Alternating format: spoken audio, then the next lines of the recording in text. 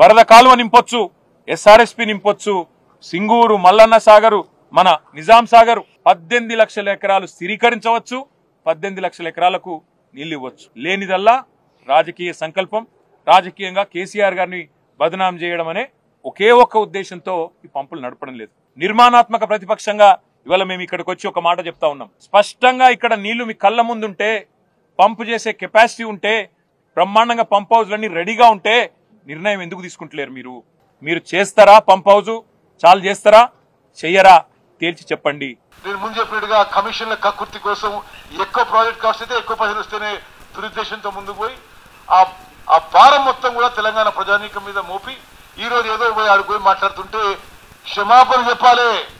కేటీఆర్ గారు, మీరు, మీ తండ్రి, మీరందరూ కూడా తెలంగాణ ప్రజానీకానికి క్షమాపణ చెప్పాలి.